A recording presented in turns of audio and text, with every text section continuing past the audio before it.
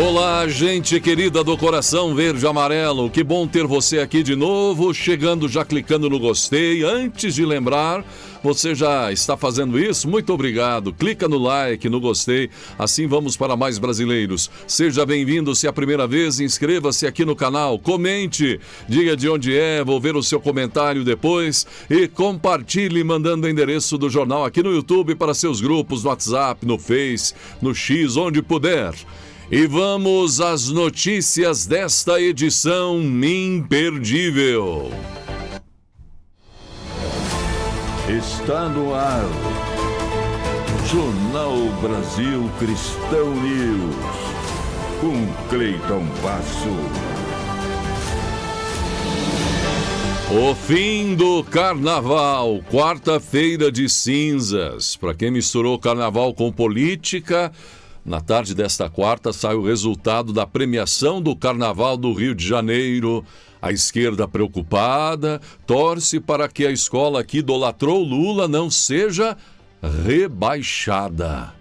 O boneco que representou o petista já foi, virou meme ou despencou na hora da desmontagem, vindo fulminante ao chão. E depois, olha a situação do meu lado aí, sendo arrastado, né? O vídeo viralizou, virou meme, há o temor que aconteça o mesmo com Lula ficando inelegível por conta do desfile.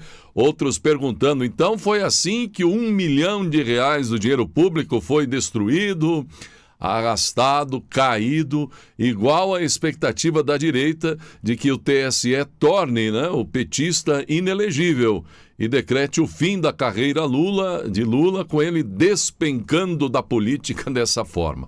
Petistas reagem e dizem que vão para cima de Flávio Bolsonaro, porque o ex-ministro de Bolsonaro, Gilson Machado, distribuiu uns adesivos de Flávio Bolsonaro no carnaval. Bem menos que um desfile inteiro transmitido pela Globo, idolatrando e fazendo campanha para o petista, não é? O carnaval popular termina, mas o carnaval da corrupção continua a todo vapor. Blindagem em cima de blindagem. A cada dia que passa, eles destroem um pouco mais com a esperança do povo brasileiro. A pressão da oposição pelo impeachment de ministros do STF tem crescido, mas o presidente do Senado, Davi Alcolumbre, tem sinalizado a aliados que a possibilidade de dar andamento ao processo, por exemplo, de Dias Toffoli, é praticamente inexistente. Ele que também apareceu em vídeos rebolando muito, nas redes sociais. Alcolumbre diz que levar adiante o impeachment de ministro da Corte criaria um precedente delicado na história institucional do país e poderia abrir caminho para novos pedidos semelhantes. Novos pedidos que, na verdade, já estão na ponta da agulha. Aliás, antes desse ainda, o outro nome que todo mundo conhece. Nos bastidores do Congresso, a percepção predominante é de que a situação exige cautela para evitar um descontrole político. Atualmente, Dias Toffoli é alvo de 10 pedidos de impeachment protocolados, 10 pedidos protocolados no Senado, sendo o mais recente apresentado pela bancada do Partido Novo. 4 dessas solicitações fazem referência ao caso envolvendo o Banco Master, e foram formalizadas neste ano já. Entre parlamentares próximos ao Alcolumbre, a expectativa é de que a tensão diminua com o passar do tempo, desde que não surjam novos elementos no caso. Integrantes da própria oposição dizem que, nos bastidores, há um movimento de proteção dos poderosos, dos poderes.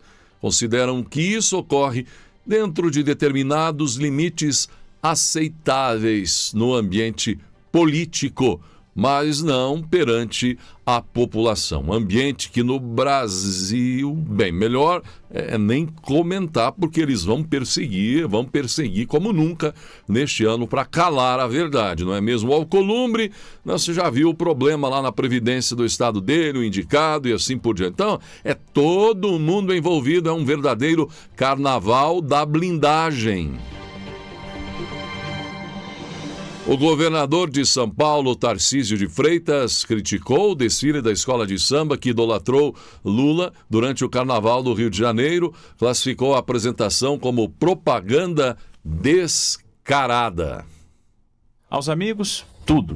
Os favores. Aos inimigos, a lei. Essa frase frequentemente atribuída a Maquiavel reflete uma máxima da política brasileira: o uso parcial e seletivo do poder público, favorecendo aliados, enquanto aplica rigorosamente a lei contra opositores. Nas eleições de 22, o Brasil viu uma postura muito dura em relação ao Bolsonaro. Declarado inelegível por abuso de poder político e uso indevido dos meios de comunicação durante a reunião com embaixadores que foi realizada em julho de 22 no Palácio do Alvorada. E abuso de poder político e econômico nas comemorações do bicentenário da independência, no 7 de setembro. E nessa ocasião, após o encerramento do desfile cívico-militar, depois das comemorações, ele discursou para as pessoas que ali estavam. Podíamos também lembrar de outros casos, outros fatos, como a proibição de veiculação de documentários, como do Brasil Paralelo, críticos ao seu oponente, hoje presidente da República, o que na época não foi considerada censura prévia, mas proibição de veiculação de conteúdo com caráter eleitoral. E detalhe, baixar o documentário era um ato voluntário, individual. O documentário não ia ser veiculado na TV aberta. Perceberam a diferença? Pois bem, se o desfile de ontem não foi propaganda antecipada, o que será então? Por que não haverá o mesmo rigor agora? E não havendo, quanto elásticas serão as interpretações a partir desse momento? No samba enredo havia um refrão com trecho do jingle usado pelo PT em quase todas as campanhas pós-redemocratização. Além disso, menções a bandeiras de campanha do atual governo, com direito à entrada do mandatário na avenida. Lamentavelmente, a sátira, a ironia, a pesquisa histórica, as homenagens e até a crítica, que sempre marcaram os carnavais, deram lugar à propaganda política descarada, ao desrespeito aos evangélicos, ao discurso divisionista. Tá valendo tudo, e nesse vale tudo, quem é que perde? Perde o Brasil. Perde a oportunidade de investigar o motivo da nossa estagnação. Perdem-se oportunidades uma atrás da outra. Cada vez mais ficamos distantes de estabelecer uma visão consensual acerca do país que queremos. Assim, não conseguimos caminhar na direção do futuro. É o país dos amigos, do patrimonialismo, da captura do orçamento público, da desigualdade não resolvida. Um país que não discute a qualidade da sua liderança, envelhecida, com um processo de substituição muito lento. Que não discute a questão da produtividade, que é tão importante, que não discute a qualidade das suas instituições. Aliás, não há como sermos fortes sem instituições fortes, com um sistema de freios e contrapesos que funcione, com um mercado mais competitivo, que busque a inovação. É necessário ter um bom diagnóstico da história para pensar o futuro, porque temos alguns nichos de excelência aqui e porque tanta coisa ainda assim dá errado. A disfuncionalidade institucional está nos trazendo sérios problemas. Temos uma crise fiscal contratada. E aí? Quem está discutindo isso? O PT vai entrar numa nova disputa presidencial. E aí? Quais as ideias que vão para a mesa? Tá aí a fala de Tarcísio a respeito, inclusive, do movimento do dia 1º de março, está na hora de acordar. A situação, digo, precisa responder a esses questionamentos, né? Aliás, nunca falaram claramente a respeito dos escândalos. Você vê que nas redes sociais a questão de escândalos, isso viralizou com outros vídeos produzidos por inteligência artificial. E será muito difícil para Lula responder em uma eventual participação nesta eleição. Precisa tratar disso claramente para que não chegue à eleição e o governo não saiba como responder a tantos questionamentos que nunca foram respondidos para o bem da própria esquerda e do próprio governo. Michele informou nas últimas horas que o ex-presidente Jair Bolsonaro apresentou um pico de pressão. Foi nesta segunda, conforme foi relatado também pelo filho de Bolsonaro, o Carlos. Mas o quadro foi controlado após atendimento médico. Em publicação nas redes sociais, Michele relatou que conversou com o comandante da unidade e explicou que o episódio ocorreu durante uma caminhada. Na segunda, durante uma caminhada, ele teve tontura e apresentou um pico de pressão. Foi atendido por um médico plantonista, informou a ex-primeira-dama nas redes sociais. De acordo ainda com Michele Bolsonaro, o seu marido já havia conseguido se alimentar e realizar as sessões de fisioterapia quando passou mal. Conseguiu tomar o seu caldo e já está fazendo fisioterapia com o Kleber Caiado. Dias difíceis, mas venceremos, disse Michele, na verdade, depois da crise. Nesta terça, o pastor Robson Rodovalho visitou o ex-presidente Bolsonaro na Papudinha. A visita ocorreu um dia após essa crise de pico de pressão arterial. E o pastor responsável pela assistência pastoral ao ex-presidente relatou nas redes sociais que o encontrou assustado em razão da crise de saúde do dia anterior, mas com os soluços, sintoma recorrente, um pouco mais controlados.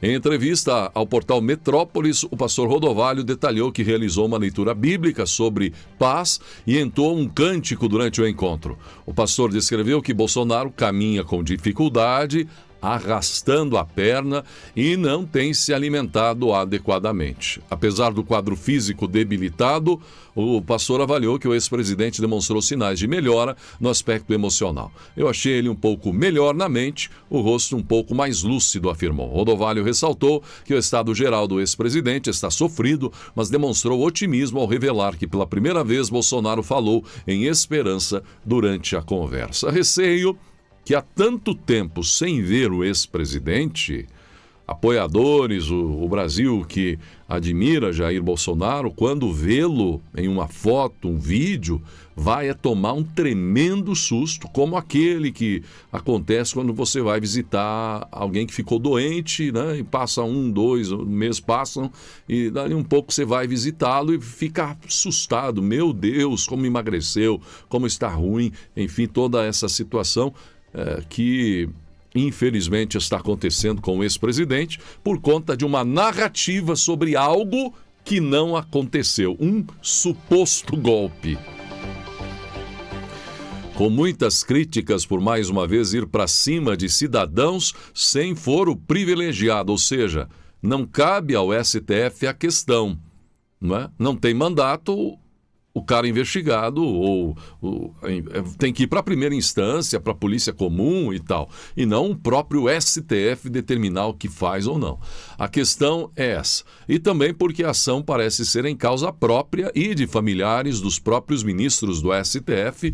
A mando de Alexandre de Moraes, aconteceu que a Polícia Federal cumpriu, na manhã desta terça, dia 17, você viu, 4 mandados de busca e apreensão em uma investigação sobre vazamentos de dados sigilosos da Receita Federal, envolvendo ministros do STF, a esposa de Moraes e também o PGR Paulo Gonet. Acessaram as declarações de imposto de renda de alguns.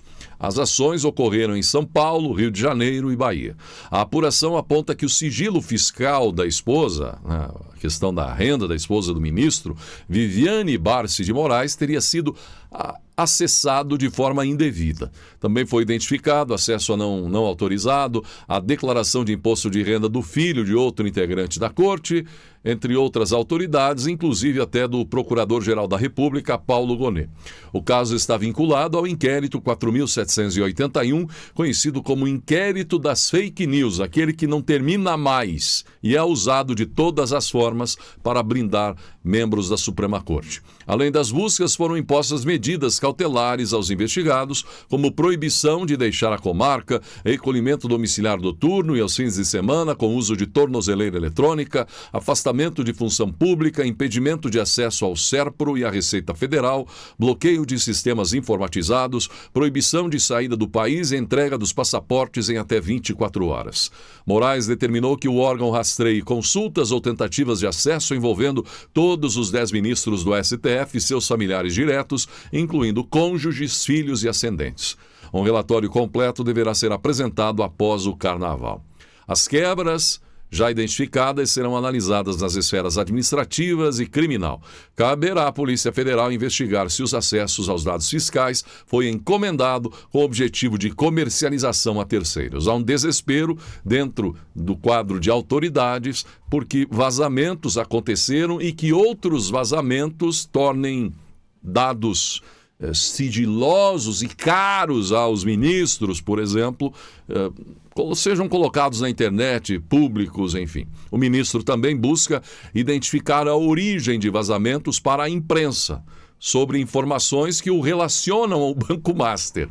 E aqui entram O Globo, jornalistas do jornal O Globo, Lauro Jardim, Malu Gaspar, né? Bem, a ideia é pegar os mensageiros. Sobre o contrato dos 129 milhões, criticaram na internet, olha, nisso não deu um pio, não explicou até agora.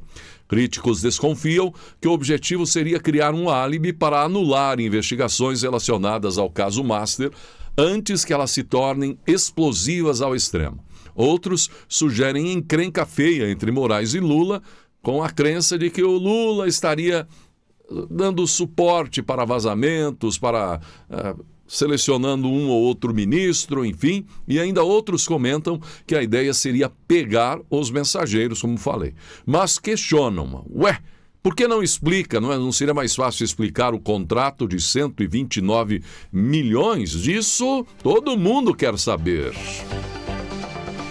O presidente Lula embarcou nesta terça, dia 16, para uma série de visitas oficiais entre os dias 18 e 24 de fevereiro, com passagens pela Índia e pela Coreia do Sul. A agenda tem como objetivo ampliar relações comerciais e estratégicas com os dois países. O primeiro destino será Nova Delhi, onde Lula se reunirá com o primeiro-ministro Narendra Modi. Entre os principais temas do encontro estão minerais críticos, terras raras e a segurança do uso de inteligência artificial. De acordo com o Ministério das Relações Exteriores, a visita deve resultar na assinatura de parcerias e memorandos de entendimento nessas áreas. A expectativa também é avançar nas tratativas de um acordo comercial preferencial entre o Mercosul e a Índia. Na sequência, a comitiva brasileira seguirá para a Coreia do Sul, onde Lula participará de reuniões com executivos de grandes empresas sul-coreanas e de um fórum empresarial. A vice-governadora do Distrito Federal, Celina Leão, criticou o desfile da escola de samba que idolatrou Lula e afirmou que o episódio representou uma banalização do preconceito. Segundo ela, a apresentação teria ultrapassado o limite da crítica política e atingido manifestações de fé, o que classificou como desrespeito religioso, especialmente contra cristãos conservadores.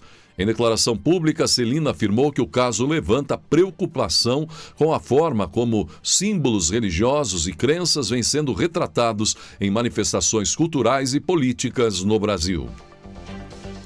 Olha o like, se você aprecia o nosso trabalho, lembrete, clica no gostei aí embaixo, positiva. Publicações nas redes sociais ironizaram a ala da Escola Acadêmicos de Niterói, que chamou um grupo de cristãos onde a família é formada por pai, mãe e filhos de neoconservadores em conserva durante o desfile.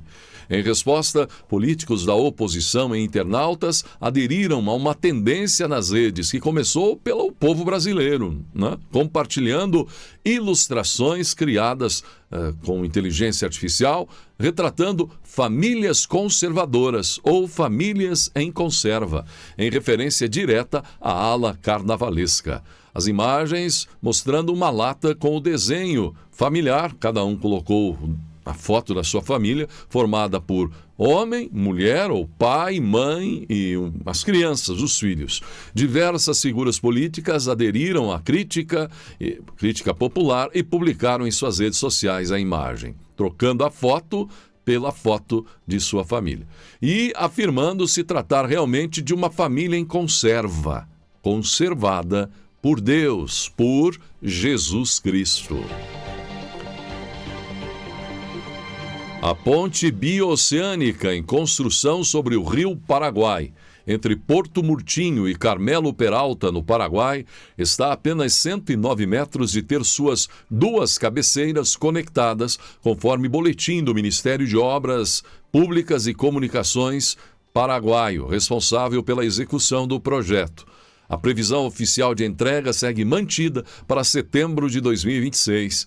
Iniciada em 2022, a obra já alcançou cerca de 90% de execução e é financiada pela Diretoria Paraguaia da Itaipu Binacional.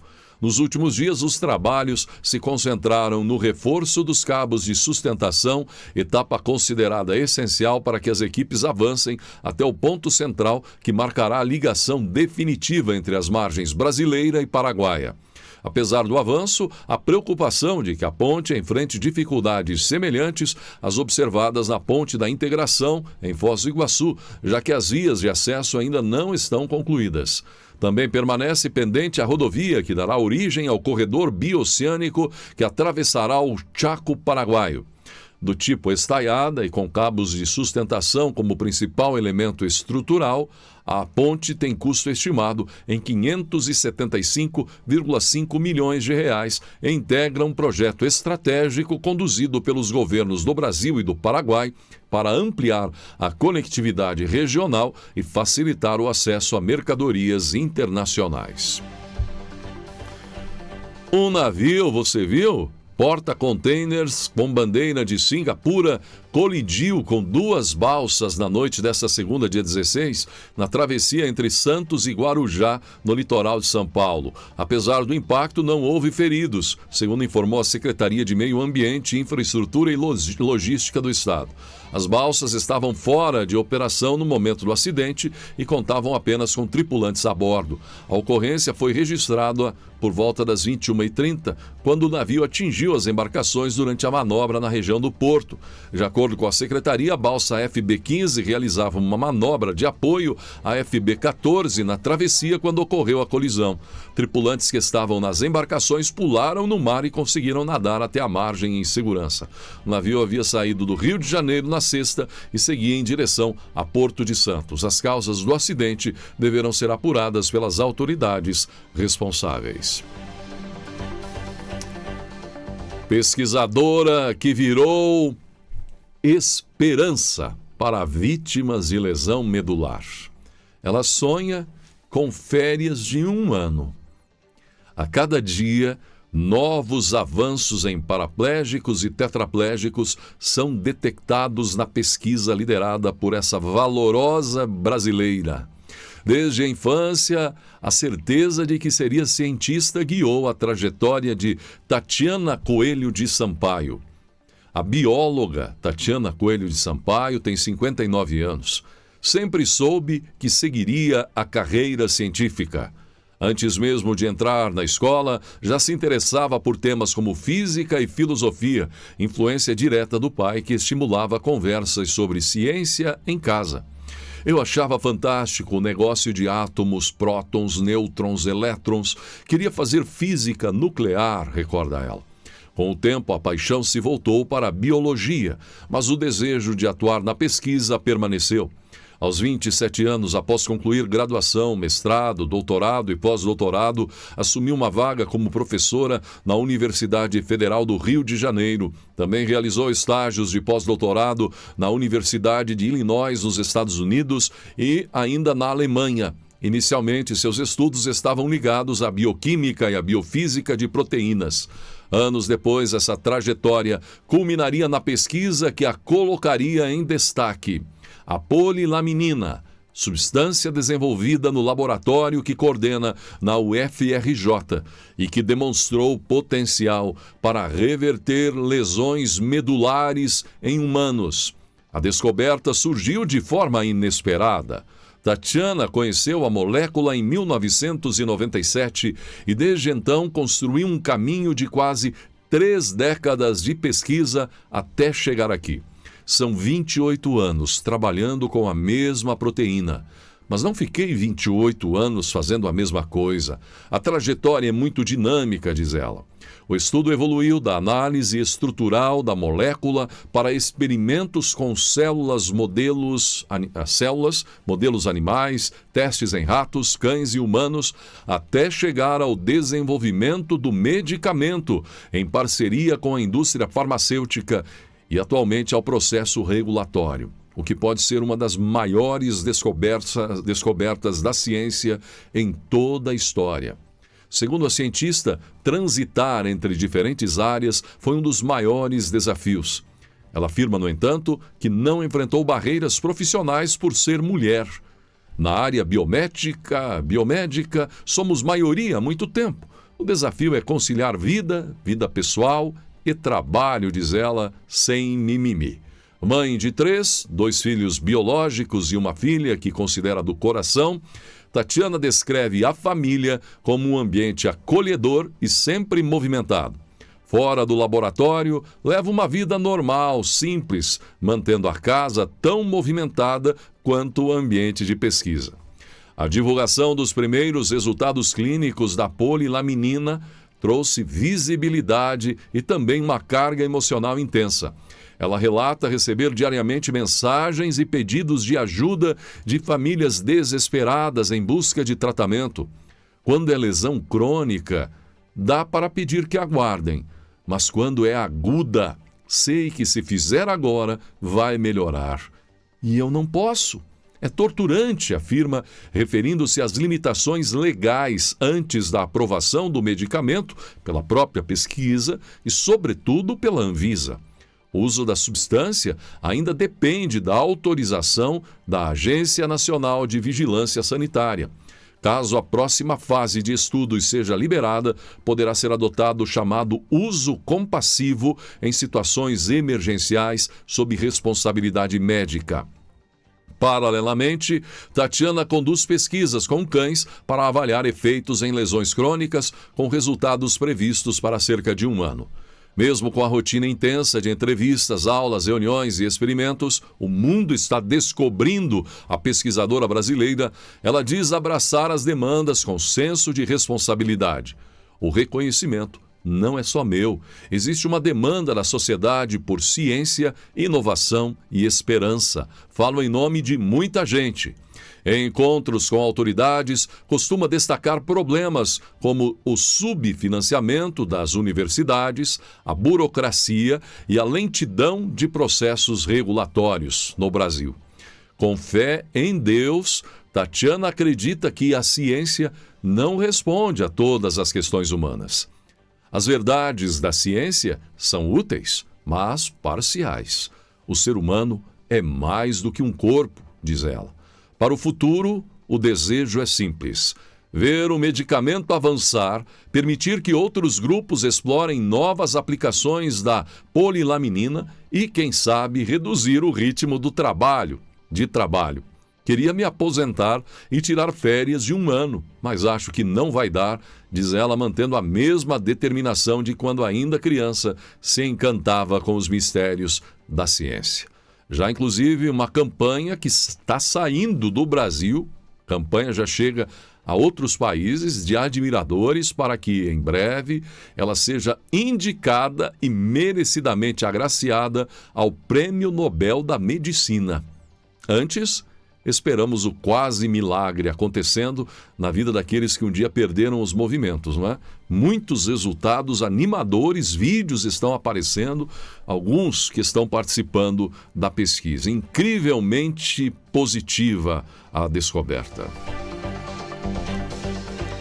Enquanto milhões de brasileiros aproveitaram o carnaval em bloquinhos e festas de rua ou na Sapucaí, parte da população escolheu viver o feriado de forma diferente, com foco na fé e na espiritualidade. No Distrito Federal, eventos religiosos reuniram fiéis em programações especiais que marcaram o chamado Carnaval Cristão. Entre os destaques estiveram o Rebanhão e o Congresso Siga-me, promovido pela União de Mocidades da Assembleia de Deus de Brasília, UMADEB. As iniciativas reuniram jovens e famílias em momentos de oração, pregações, música e celebrações religiosas ao longo do feriado. No último dia do Rebanhão, a programação começou pela manhã com oração, seguidos de animação e pregações temáticas. Ao longo do dia, o público acompanhou apresentações musicais, testemunhos, reflexões espirituais e atividades institucionais. O encerramento foi marcado por uma missa celebrada pelo cardeal Dom Paulo César no final da tarde. Já o Congresso Siga-me contou com pregações de líderes religiosos, apresentações do grande coral da UMADEB e momentos de louvor com o Ministério Musical. A agenda incluiu participações de pastores convidados e cantores, com encontros realizados em diferentes horários ao longo do dia. Os eventos reforçam a presença de iniciativas religiosas durante o Carnaval, não só no Distrito Federal, mas em inúmeros outros eventos e retiros espirituais durante o período de Carnaval, oferecendo uma alternativa à folia tradicional e atraindo pessoas que optam por vivenciar o período com reflexão espiritual e práticas de fé. Olha o like, clica aí no gostei se você gosta do nosso trabalho. Pouco noticiado, mas nesta quarta, a Conferência Nacional dos Bispos do Brasil lança a Campanha da Fraternidade 2026 com o tema Fraternidade e Moradia e o lema Ele veio morar entre nós. A abertura em Brasília, na sede da entidade, marcando o início das mobilizações em todo o país durante o período da Quaresma na comunidade católica. A iniciativa propõe reflexão sobre a moradia como condição essencial para a dignidade humana e chama atenção para a realidade de milhões de brasileiros sem acesso à habitação adequada. Dados citados pela campanha indicam que cerca de 6,2 milhões de famílias enfrentam déficit habitacional e aproximadamente 328 mil pessoas vivem em situação de rua no Brasil. A programação também acontece no Santuário Nacional de Aparecida, em São Paulo, com a bênção do Monumento Cristo Sem Teto e a missa de abertura. Sou o jornalista Cleiton Basso, independente, compromisso com a verdade. Agradecendo a audiência de todos pelo like, muito obrigado. Primeira vez no canal, inscreva-se, acione o sino de notificações, comente aí, vou ver o seu comentário fora do ar agora e compartilhe o endereço do jornal aqui no YouTube. E que Deus abençoe a você e a sua família.